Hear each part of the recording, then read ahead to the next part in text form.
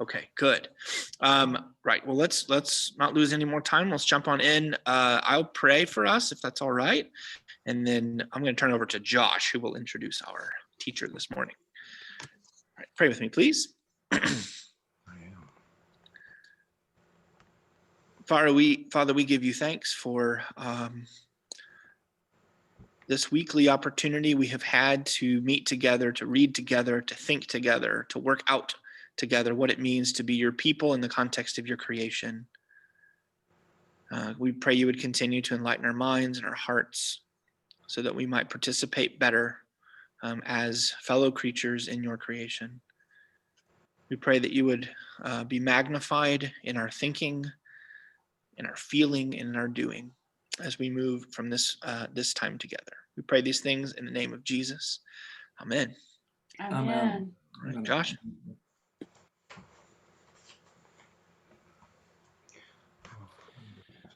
All right, well, welcome this morning. We're so glad to see you all again.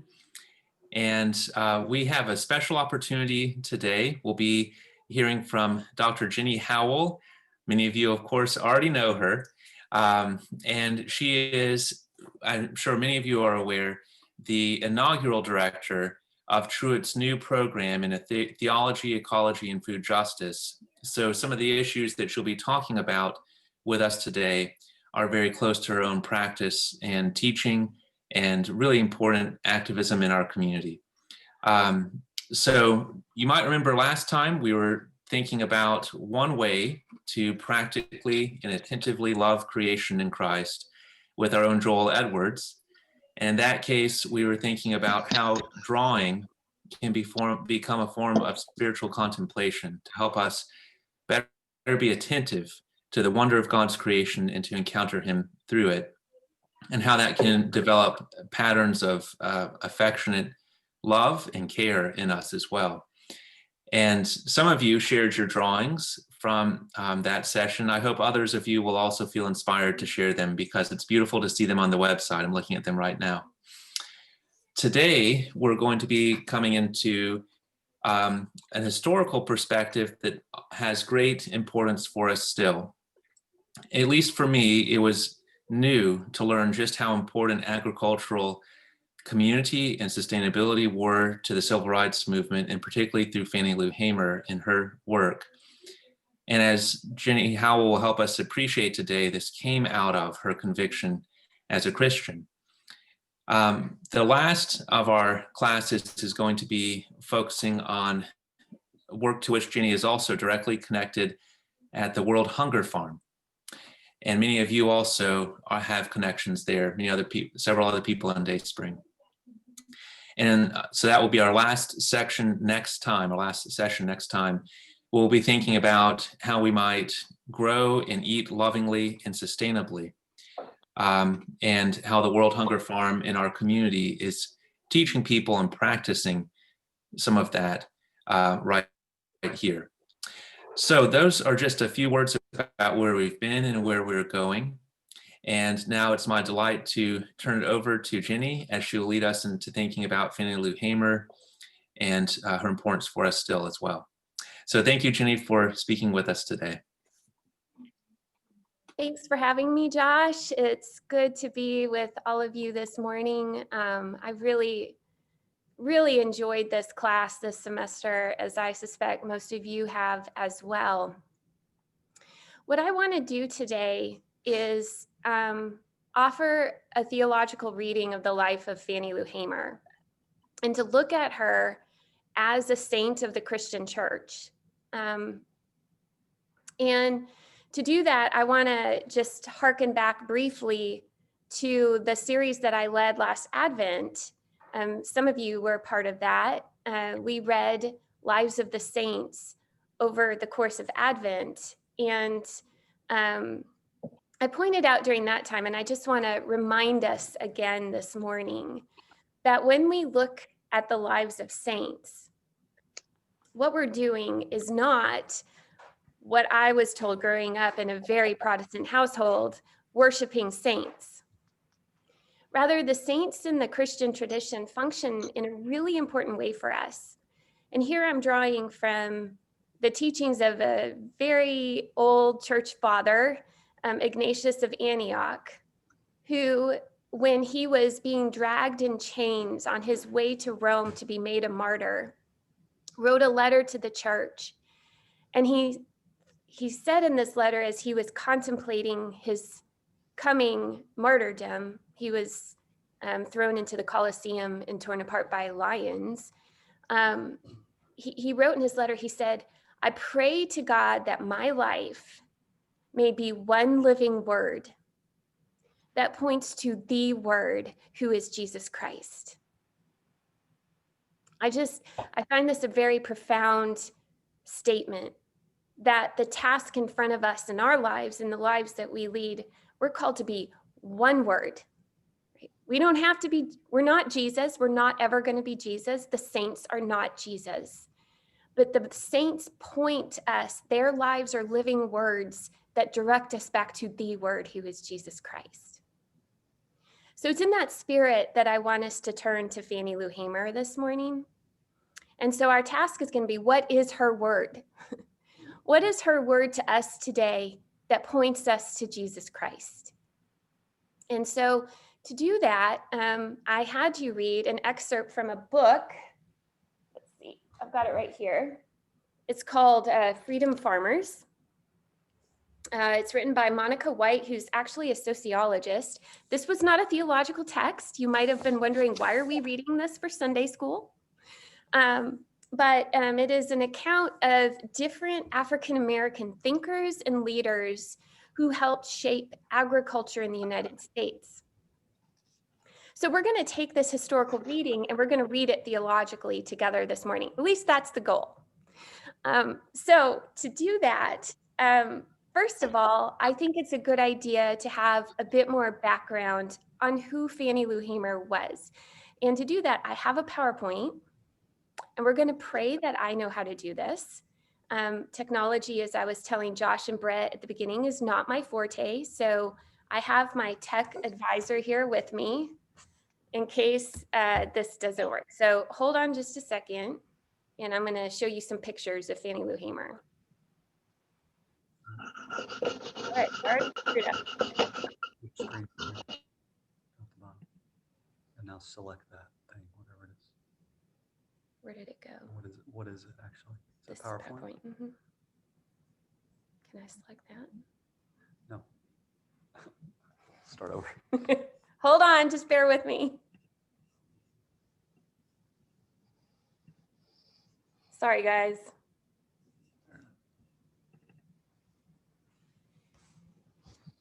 All right, here we go.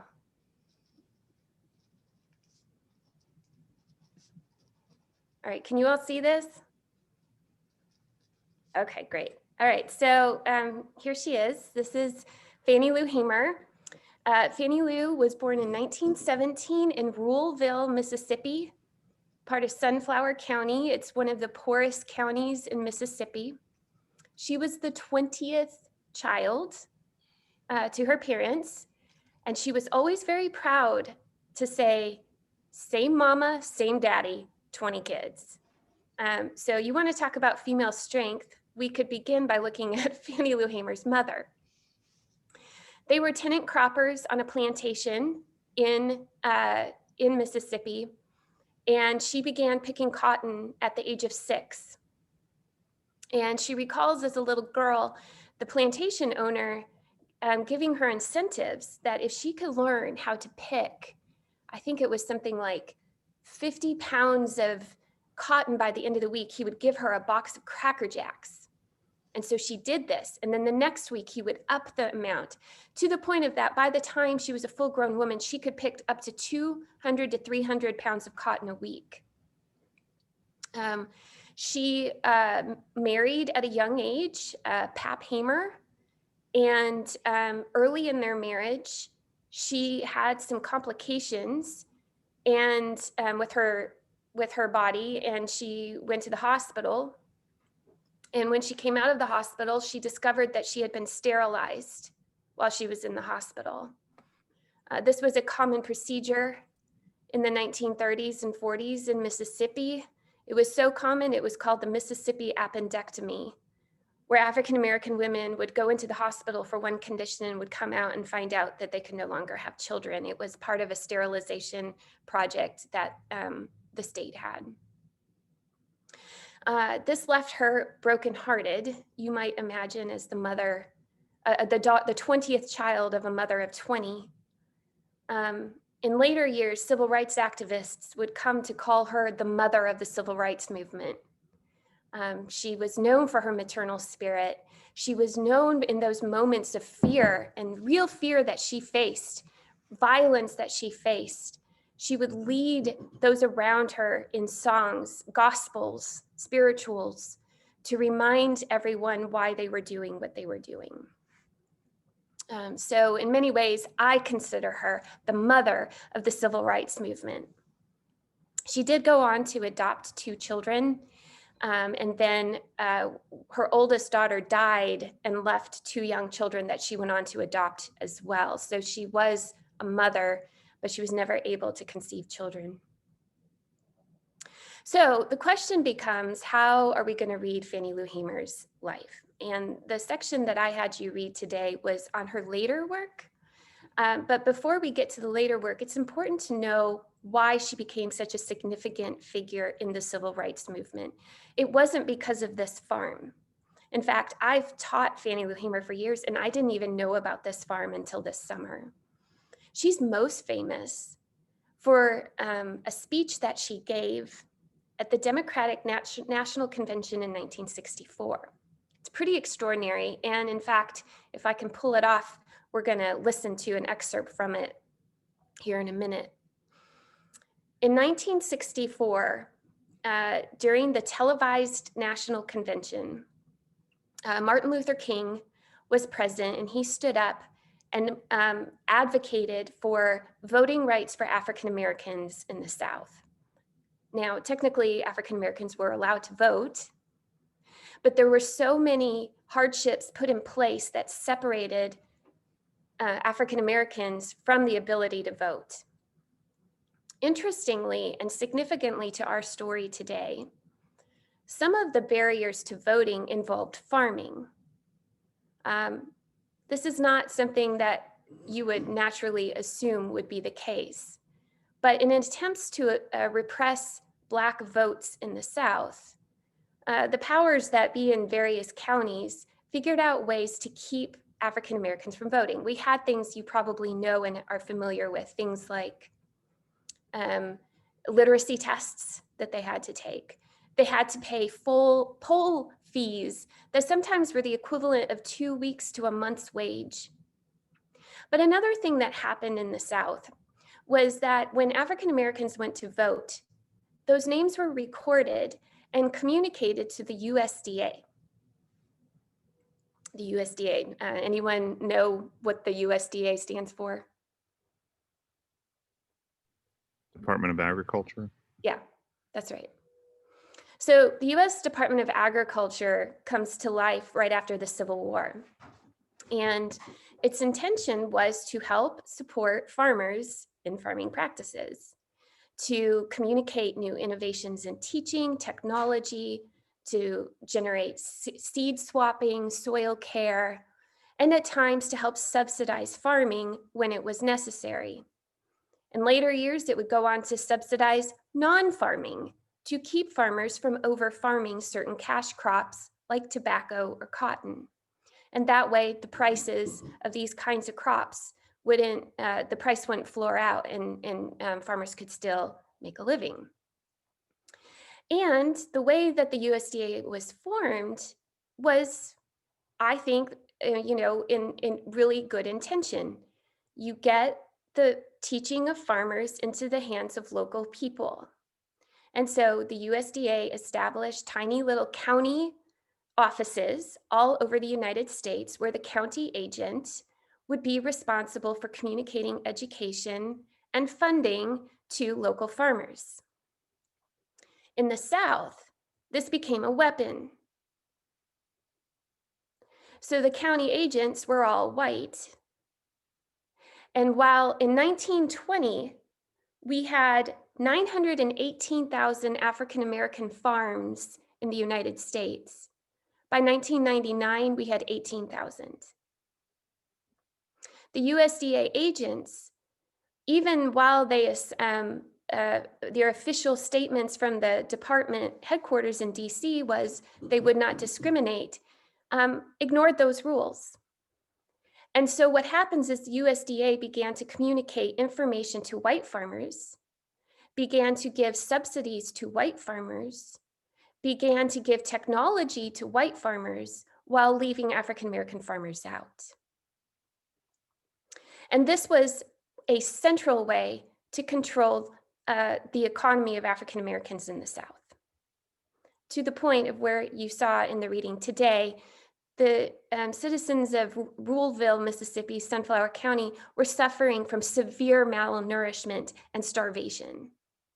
Farmers were not allowed to compete and farm the way that African-American farmers could not compete the same way that white farmers could.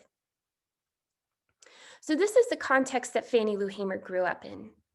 She remembers as a child, her family farming. Her father was a hard farmer. There was one year she remembers in her childhood that he actually made a profit at the end of the season. Every other year, they were already in debt by the end of the season and had to scrounge for food in the winter months. Her mother would go door to door collecting scraps of cotton to try to get bales of cotton together to sell. There was one year her father made a profit, and he took all those resources and he bought tools to use with his mule, and he bought a family cow and some chickens. And they knew that with the cow and the chickens and these better tools with their mules, that they might be able to improve their farming practices and their diet for the coming year. After those purchases were made, the family had to temporarily move out of their tenant housing so that repairs could be done. And while they were gone for a week, a white farmer came into their property and put fertilizer into the feed of all their animals and killed all of them. And her family never recovered from that economically. So this is the kind of environment that she's growing up in. And in many ways, these are mundane kinds of forms of violence. I've got a definition here I want to show you. Let's see if I can manage this. I want us to consider the language of ordinary violence. Okay. This is a term that my friend Matthew Whalen came up with. He's a theologian here at Baylor who writes on Oscar Romero, who we talked about last Christmas. He says that ordinary violence is the violence of privation suffered in the flesh, which is sustained by larger structural and institutional forms of violence. Okay, so these are sort of like everyday violences that are so pervasive that it's like a thick smog in the air that we breathe. It's like weeds, Bermuda grass that fills our fields. It's so common that we become used to it, and it's almost like we're not aware of it. And this is a different kind of violence.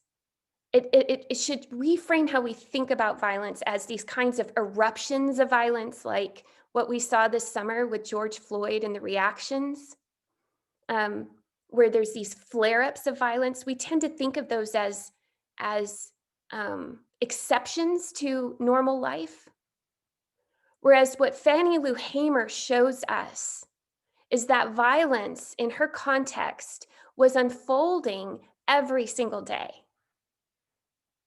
And it was unfolding through powers and structures that were inescapable.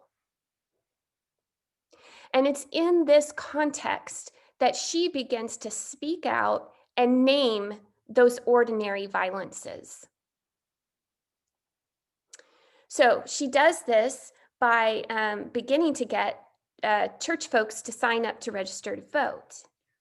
Now, as I already mentioned, if you signed up to vote, at least initially, it meant that you would be punished by things like not getting subsidies from the USDA, You may not get to shop at certain stores in town. Later on, it becomes much more explicitly violent, which she herself suffered violence for trying to vote. But there are accounts of her in church telling her African-American brothers and sisters that they needed to vote. And of course, voting would bring about policy change, right? It would bring about change for their communities where they could actually lead lives that did not reek of this ordinary violence. She would stand over them. There are accounts of her standing over the prestigious African-American men in her congregation and just glare at them until they acquiesce and said they would register to vote. So she really led this charge. Now, she herself went to register to vote, and she had to drive 26 miles to do this. And she took a bus with a bunch of other African-American folks from Ruleville, and they went to take the literacy test to begin to register to vote. And on her way back from that, the bus that they were on was pulled over, and the driver was given a ticket because the color of his bus was too yellow. And so they pulled the bus driver off the bus until everyone on the bus was able to pool money together to pay the police for this traffic violation. When she got home, word had already gotten to the plantation owner where she worked and had lived for the past 18 years, what she had done. And he kicked her and her husband and 2 children out of their house in the middle of the night. She'll go on, and we'll hear in a moment her own story of what happens after this. And it's these stories that made her famous, because during the Democratic National Convention of 1964, when Martin Luther King was supposed to be the keynote speaker, suddenly the world was listening to Fannie Lou Hamer, a tenant cropper, a woman, illiterate, uneducated, begin to tell her story on a national stage of what was going on in Mississippi. And she was naming it for what it was, which was wrong, where people were suffering.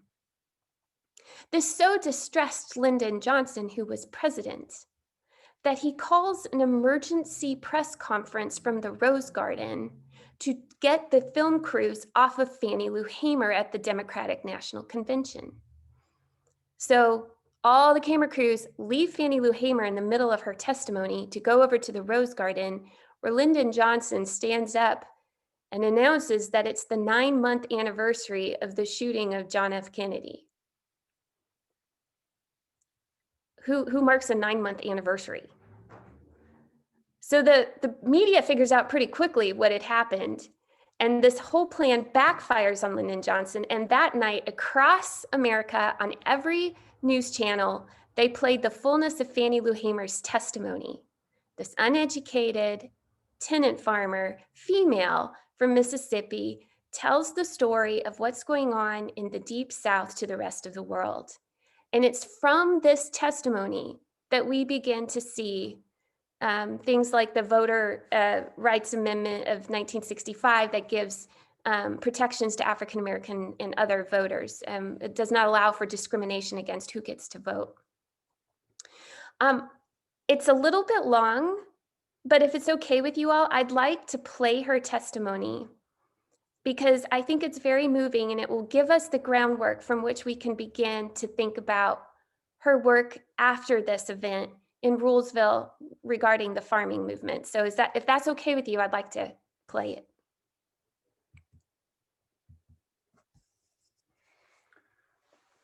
Is it a video? It's a YouTube. Mr. Chairman, and to the Credentials Committee, my name is Mrs. Fannie Lou Hamer, and I live at 626 Can you all see East it? Lafayette Street, Okay. Rulesville, Hold on just a second. You've got to, there's something about like optimizing it. We can hear it. We just can't see it. Well, let's just listen to it then, because the video is actually not very good, if that's okay with you.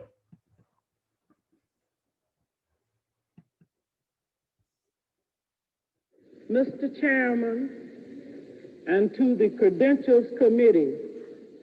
My name is Mrs. Fannie Lou Hamer, and I live at 626 East Lafayette Street, Roosevelt, Mississippi, Sunflower County, the home of Senator James O. Eastland and Senator Stennis. It was the 31st of August in 1962 that 18 of us traveled 26 miles to the county courthouse in Indianola to try to register to become first-class citizens. We was met in Indianola by policemen, highway patrolmen, and they only allowed 2 of us in to take the literacy test at the time. After we had taken this test and started back to Roosevelt, we was held up by the city police and the state highway patrolmen and carried back to Indianola, where the bus driver was charged that day with driving a bus the wrong color. After we paid the fine among us, we continued on to Roosevelt, and Reverend Jeff Sonny carried me 4 miles in the rural area where I had worked as a timekeeper and sharecropper for 18 years. I was met there by my children that told me the plantation owner was angry because I had gone down, tried to register. After they told me, my husband came and said the plantation owner was raising Cain because I had tried to register. And before he quit talking, the plantation owner came and said, Fannie Lou, do you know, did Pap tell you what I said? And I said, yes, sir. He said, well, I mean that, said if you don't go down and withdraw your registration, you will have to leave. Said then if you go down and withdraw, that you still might have to go because we're not ready for that in Mississippi. And I addressed him and told him that I didn't try to register for you. I tried to register for myself. I had to leave that same night. On the 10th of September, 1962, 16 bullets was fired into the home of Mr. and Mrs. Robert Tucker for me. That same night, 2 girls were shot in Roosevelt, Mississippi. Also, Mr. Joe McDonald's house was shot in. In June the 9th, 1963, I had attended a voter registration workshop, was returning back to Mississippi. 10 of us was traveling by the Continental Trailway bus. When we got to Winona, Mississippi, which is Montgomery County, 4 of the people got off to use the washroom. And 2 of the people to use the restaurant. 2 of the people wanted to use the washroom. The 4 people that had gone in to use the restaurant was ordered out. During this time, I was on the bus. But when I looked through the window and saw they had rushed out, I got off of the bus to see what had happened. And one of the ladies said it was a state highway patrolman and a chief of police ordered us out. I got back on the bus, and one of the persons who had used the washroom got back on the bus too.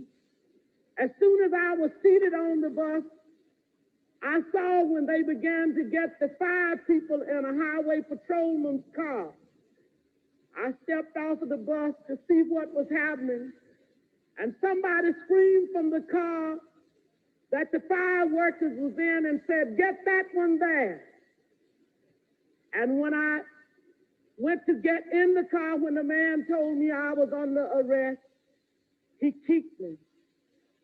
I was carried to the county jail and put in the booking room. They left some of the people in the booking room and began to place us in cells. I was placed in a cell with a young woman called Missy Bester Simpson. After I was placed in the cell, I began to hear sounds of licks and screams. I could hear the sounds of licks, and horrible screams. And I could hear somebody say, "Can you say yes, sir, nigga? Can you say yes, sir?" And they would say other horrible names. She would say, "Yes, I can say yes, sir." So I said, she said, "I don't know you well enough." They beat her I don't know how long. And after a while, she began to pray and ask God to have mercy on those people. And it wasn't too long before 3 white men came to my cell. One of these men was a state highway patrolman. And he asked me where I was from. And I told him Roosevelt. He said, "We're going to check this." And they left my cell, and it wasn't too long before they came back. He said, "You were from Roosevelt, all right," and he used a curse word. And he said, "We're going to make you wish you was dead." I was carried out of that cell into another cell where they had 2 Negro prisoners. The state highway patrolman ordered the first Negro to take the blackjack. The first Negro prisoner ordered me, by orders from the state highway patrolman, for me to lay down on a bunk bed on my face. And I laid on my face. The first Negro began to beat. And I was beat by the first Negro until he was exhausted. I was holding my hands behind me at that time on the left side because I suffered from polio when I was 6 years old. After the first Negro had beat until he was exhausted, the state highway patrolman ordered the second Negro to take the blackjack. The second Negro began to beat, and I began to work my feet. And the state highway patrolman ordered the first Negro had beat to sit on my feet, to keep me from working my feet. I began to scream, and one white man got up and began to beat me in my head and tell me to hush. One white man, my dress had worked up high. He walked over and pulled my dress. I pulled my dress down, and he pulled my dress back up. I was in jail when Medgar Evers was murdered. All of this is on account of we want to register to become first-class citizens. And if the Freedom Democratic Party is not seated now, I question America. Is this America, the land of the free and the home of the brave, where we have to sleep with our telephones off of the hook because our lives be threatened daily, because we want to live as decent human beings in America? Thank you. How do I go back? Are you done sharing? Mhm. Okay, just hit stop share at the top. Try that.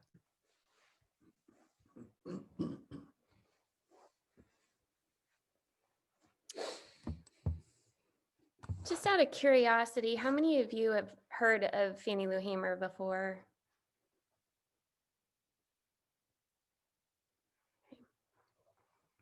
I think something that's really extraordinary about her, that sets her apart from some of the other civil rights activists that we may be more familiar with, people like Martin Luther King or even Rosa Parks, is that after her experience with all this, she went back home. When Rosa Parks made it through what she did, she moved up north. She moved to Michigan. Martin Luther King was on the road until he was assassinated. Fannie Lou Hamer carried her purse to the front of the National Convention, gave this speech with her handbag in her hand, and then she went back home. She could have gone north. She could have gone on the circuit, but instead she went back home and she started this farming initiative. Because I think one of the things that she shows us, and that makes what I hope is central to this class, is that to live life together well is to live life with God, with our neighbors, and with the land. And she knew this land. She was ridiculed by Lyndon Johnson for being illiterate. He said, "Look, if we're going to still have these conversations, that's fine, but don't let that illiterate woman get back on the stage." Fannie Lou Hamer had a wisdom that none of the other activists that we are more familiar with had. She knew how to farm. She knew how to draw life from the land, and she loved it. And so she took that love and she brought it back, and she created this counter initiative of this Freedom Farm Cooperative. I think I've done a lot of talking here, and I kind of like to open up now to the rest of us, a chance to reflect on the work that she did in light of not only this testimony that we just heard, but a reminder of what we read with Pope Francis, that a true ecology, an integral ecology, the language that he has come up with, is one that tends to the poor. Because if we don't tend to the poor, if we don't see the wholeness of the ways in which all of creation works together, then what we're doing is really for naught. So that's a lot. I'm going to open it up now for us for some of you to weigh in your thoughts and your reflections, comments.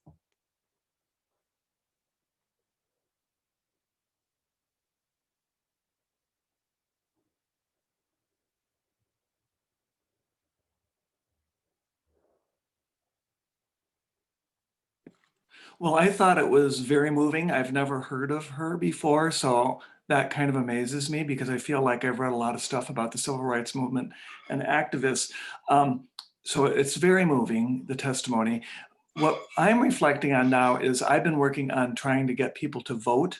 That's been kind of a passion since I retired. And I just learned, as these two Senate seats in Georgia are up for grabs, that I just read a long article about how the what do you call them? The runoff elections were designed. There used to be a law that really made it so that Blacks couldn't vote in Georgia, and that was put down by the Supreme Court. And then they came up with this runoff system because they knew that Blacks could not sustain the energy. Do you know what I mean? They could win these seats in runoffs. And so that whole runoff system was thought up to make it so that they couldn't vote or to suppress them. So, you realize how hard she fought. And I guess my point is, it's still going on today. Yeah, that's right. I'd like to draw our attention to the actual reading of her farm. It's a pretty ambitious undertaking that she had, right? She began with 40 acres, a donation of 40 acres. And this went on to be over 600 acres of farming. And I thought maybe we could reflect a little bit about what her vision looked like here, about the ways in which she approached this attempt to rebuild community within the African American population of Sunflower County.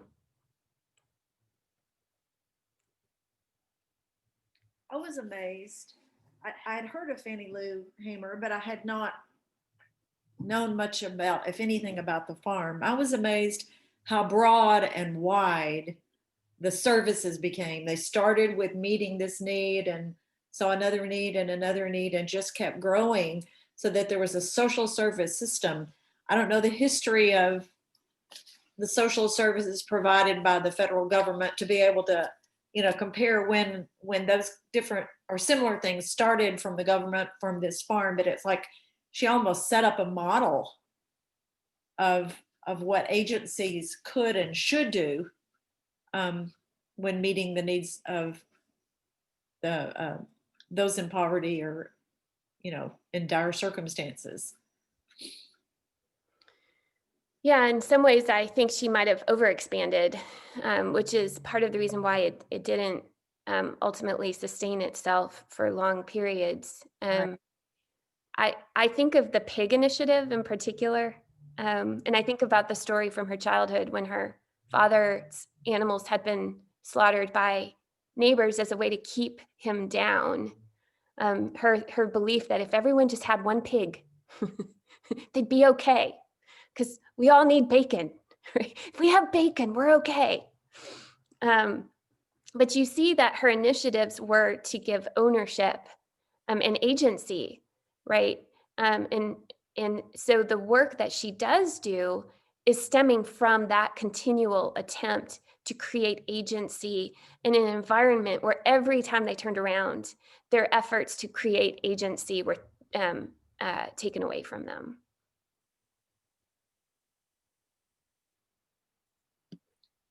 One of the things I really appreciated was the focus on the rural in the civil rights movement, because often a lot of the stories we hear about the civil rights movement have to do with urban areas, Montgomery or Greensboro or Memphis, Atlanta, but that there's something really tangible going on to meet the African American population in rural areas, which is large portions of the South. Right. And I think this is a really helpful window into that, and to like the historic ties that voting has always had with land ownership, even going back to landed white men being the only ones who are able to vote. And so now we kind of see voting rights in a new light, as Jenny said, when it's tied to land ownership and funding and being able to farm. That's the way voting rights have always kind of evolved in our country. And I think this is an important reminder of that. And I think it's worth noting here that we're dealing with some significant social catastrophe in the South, rural communities today. And we're talking about it in terms of voting rights and things like that, but I think it's important to in this context, think about it in terms of the church, right? Of our communities and the kinds of things that we need to be doing as the church. The rural South is suffering not just in African American communities, but all of the communities. And some of this has to do with how we farm. I mentioned that at its heyday, African American farmers in 1920 had 918,000 farms across the United States. By 1999, it was 18,000. I don't know what the number is today. But farms all across the United States have been declining. And in fact, what we've done is we've begun exporting our agricultural processes. So for example, today, if you go to the grocery store and you buy your fruits and vegetables, 70% of what you buy is grown in another country. And of the 30% that is grown in the United States, 70% of that is done through the hands of migrant workers who are not citizens of this country. So we've lost connection to the most basic of what it means to be human. We don't know where our food comes from. We don't know how to grow food. I think back to that beautiful reflection that we had on the Eucharist earlier this semester, where we reflected on all the elements that go into making a loaf of bread, the high point of worship. We don't even know where our wheat comes from. There's a whole nother element to that reflection that we need to have here of what has happened in this country that was the breadbasket of the world, but now is largely the producer of corn and soybean. We don't grow our own food anymore. And part of that is because then we can underpay and keep prices down. Again, Fannie Lou Hamer's initiative is trying to bring the most basic of what practices of what it means to be a human being back to the forefront of communal life together.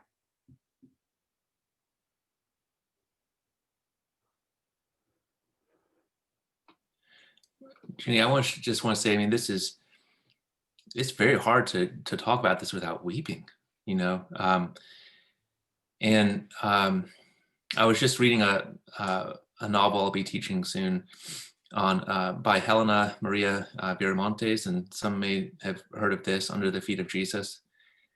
But it's just a reminder of how you're talking about migrant workers and how much the exploitative forms of agriculture that are using all kinds of poisonous pesticides are literally poisoning human bodies that pick them for us.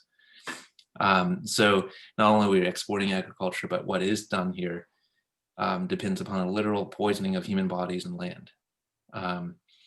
And it really is such a big problem. So I guess what a question that comes up for me, because I think you posed it, is what does the church do? A place like Dayspring, where we're sort of on the edge of rural communities, we're also close to a town that has lots of poverty, and in both directions, lack of access to lands and sustainable agriculture is a huge problem. So, I mean, Hamer's so inspiring in her effort, but even that failed eventually. I think it's important to recognize that. Yeah. In McLennan County, here's some numbers for you that you'll find interesting. In the mid 1900s, so about 1950, there were about roughly between 4,300 and 4,400 acres of land in McLennan County farmed for local produce, fruits and vegetables. Anyone want to take a guess of how many acres today in McLennan County grow food for consumption? Just take a guess.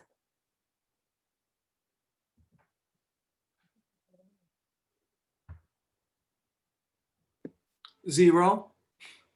Well, it's not that despairing. 43. 43. What year was it that the 4,300 were? In the 1950s. Okay. 43 acres. 4 of them are at the World Hunger Farm, which we'll be talking with those folks next week. 4 of them are there. So that leaves 39 acres in McLennan County that is grown for food for consumption. Mostly that is probably homestead heritage. Everything else that we eat and consume comes from, even at the farmer's market, is not McLennan County. So we have it. I name that because I want to go back to this language of ordinary violence. And I want to propose to you that the ways in which we eat is itself a kind of ordinary violence. And so you ask as a church, what can we do? I think the first thing we need to do is begin to see that and name it. We live in a county, I don't remember the statistics, and I'm sure some of you know better than I do. 90% of my kids' classmates in Waco ISD are at or below poverty, right? We have food deserts here that are pretty profound, and we have really interesting innovations, things like the Jubilee Market, which is near us here over on Colcord. Next week, we'll talk about the veggie prescription program that the World Hunger Farm has with the Family Health Center to try to get healthy local food in the hands of the poorest of the poor in our community. But as a church, I think one of the first things that we can do is begin to become knowledgeable about the practices and the lives and the people and the land and the ways that all those come together to bring food to our table. And then in the ways that we are able as educated, loving neighbors begin to participate in alternative forms of that to help bring about a change. There are ways that we can lean into this and expand a better kind of eating. And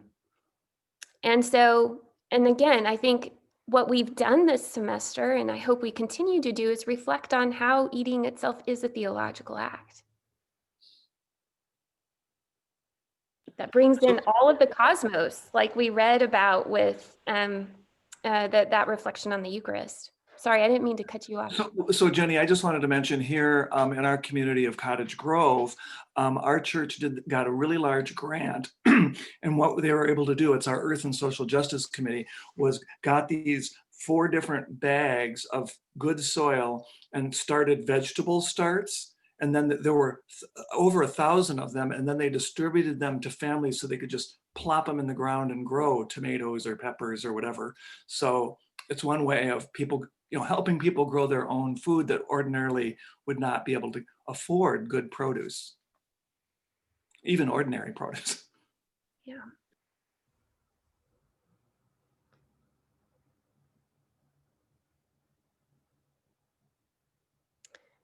Anyone else want to weigh in on some ideas or some thoughts about how we respond to the truth-telling that Fannie Lou Hamer offers us? Her testimony is from 1964, but in many ways I fear that it could be from 2020. In fact, I think the direction has gone the wrong way in terms of our farming industry. Yeah, so any other sorts of thoughts or reflections as a community that you might have or you are practicing now that could help us become more aware of the ways in which this ordinary violence permeates our culture?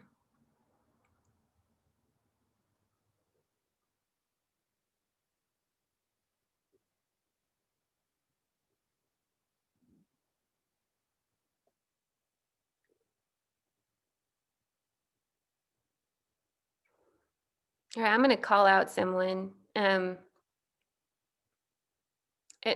Unless there's someone I missed. For several years, Eric and I farmed with, garden with Mike and Joanne. Mostly Mike. And we all know Mike is our resident gardener. Kevin and Candace were part of that for a while too. But we had a rather overambitious community garden on an empty lot for several years together. And I think one of the things that I learned from that initiative, lots of things I learned. One is that Mike is a very ambitious gardener. Two is learning how to eat with the seasons, which is a lot harder to do than, it's so easy. It's so easy to go to the grocery store and pick up a tomato, right? Or whatever you want any time of the year. But we tried our best to eat with the seasons, and sometimes that got rough, especially the pinto bean season that one year where we had more pinto beans than we knew what to do with. I think we got on the verge of almost making a sweet pinto bean pie.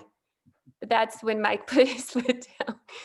But that was a beautiful thing, right? We ate meals together and ate from and shared the labor of working that land together. That built a kind of community that is more than just, getting coffee on a Saturday morning or something.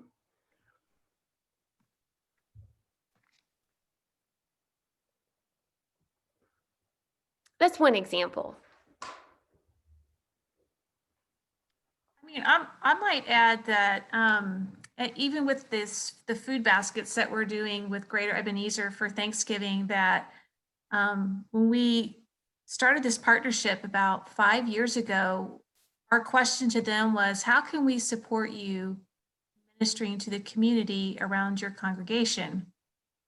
At that time, they actually had a community around their church, and we don't necessarily. And so they told us this is one thing that they do. And we said, well, how can we contribute to it and support you in it? And so we talked through it and listened to their vision. And one of the things we heard from them is that they do a canned food drive. And we thought, well, what if we also brought fresh vegetables? And they had never thought about that. And so that's, been one of our big contributions to the food baskets is apples and oranges and potatoes and celery, and it has just thrilled them for us to partner with them in that way. And that's been a fun way for us to learn from them and how they minister in the community, but to also bring something that's a little bit uniquely Dayspring to that project. Mm-hmm. That's really beautiful.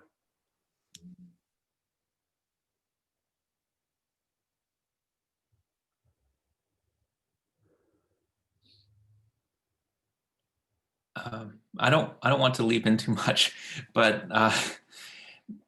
what I've been thinking about as we've been talking, and actually for a long time, is that we've got different portions of our community working on these problems. But how are there ways for us to collaborate even more fully? Because it does seem that no one organization is going to address these things. So I was thinking, like, Doug Nesmith at Baylor, who trains community gardening, and his students learn to do it. I don't know, is there some way of working with people like that? For example, if I want to go and try to to turn run a community garden, I'd have to know a lot more than I do. I can run a small little garden in my backyard, but there's skill that can be shared, and churches collaborating perhaps, to build gardens together.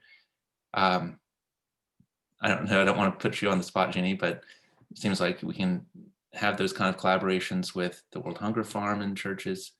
But it just seems like any one church, any one organization is never going to be able to make a dent,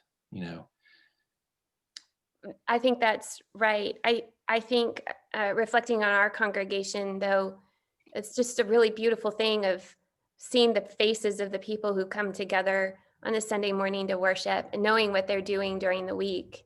People like Wendy Cox, who works at the Family Health Center and is really visionary in the veggie prescription program that she partners with the Hunger Farm for. Some of the watching you try to come up with this environmental or ecology minor in humanities, like who would have thought? So seeing people kind of taking life of worship together and seeing how it inspires them and how they think, but then also being able to share and over our life together and collaborate in a town of this size, I think you can begin to see streamlining and collaboration in ways that are really creative. And I think that's what Fannie Lou Hamer really offers us. She was so creative. And it comes out of her own trauma and her own story, but then out of a kind of hopefulness as well, that she could help bring about a better life for her people. And it was going to happen based on collaboration and community ownership and involvement.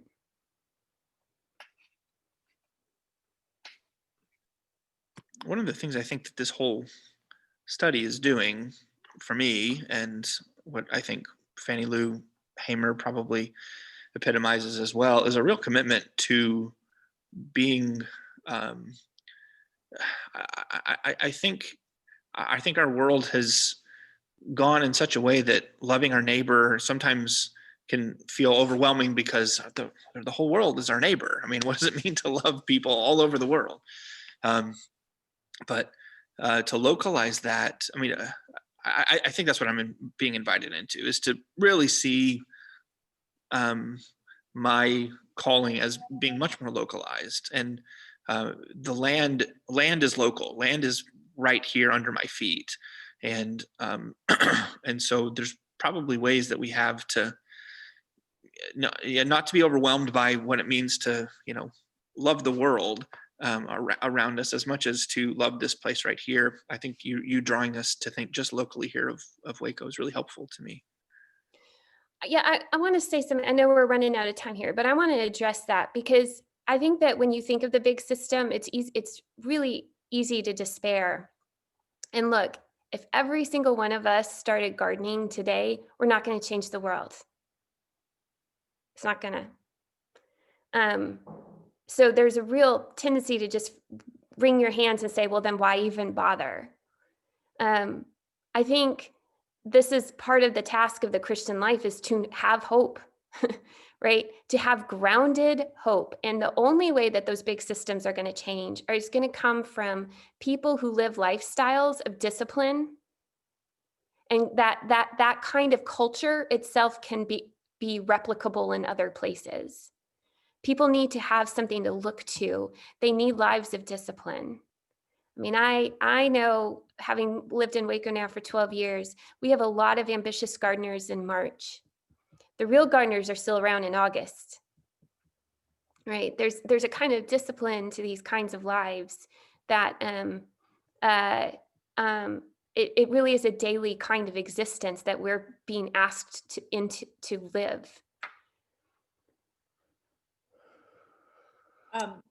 One thing I want to say, I think it calls me to say that we need, in order to know what needs there are in our community, we need to build relationships. And like when Tiffany was talking about visiting with Ebenezer to find out what they need. I'm not sure if we have I don't personally, I don't know if we have the vehicle to visit with people or visit with not just individuals maybe, but a group that's in some kind of leadership to know what needs there are, because that's what Fannie Lou, she knew her community well enough to know exactly that they needed education, that they needed food and shelter and employment. She knew them well enough to know their immediate tangible needs. And I would wonder if there's some way that I could do a better job of that. That's a really good point, Joanne.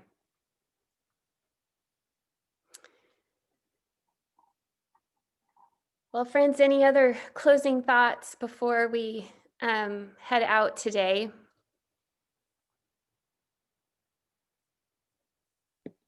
I'll say one more thing, Jenny. I'd like to thank you for the class. I really appreciated it a lot. And I think back, I visited your church a couple of years ago and was with Josh during a meeting about immigration.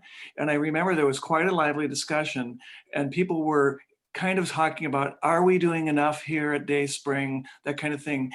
And I remember you spoke up. I didn't know who you were at the time, but you spoke up really loudly, naming all the things, the caring community you have and the things you try to do to support immigrants and stuff. So I'm just impressed with the work your whole church is doing, but specifically, Jenny, the things you're doing to make changes and live the life of Christ, be caring for our neighbors. So I really appreciate that. Thank you. Well, friends, we have good work in front of us. And so I pray that we continue to have that kind of perception that Norman Wurzbach calls us to, an iconic perception where we see the world around us as God's world, and that our task in front of us is to continue to build it together with one another in love and truth-bearing and learning how to see the sin rightly that is around us and to name it as such, and then to bring about alternatives to being, as much as we possibly can, to not be complicit in these systems. So thank you for today. Thank you, Jenny. Thank you. Thank you, Jenny. Grateful for you. Yeah, thank you. Thank you, friends. We'll be back together one last week, next week. And yeah, we'll look forward to seeing you then.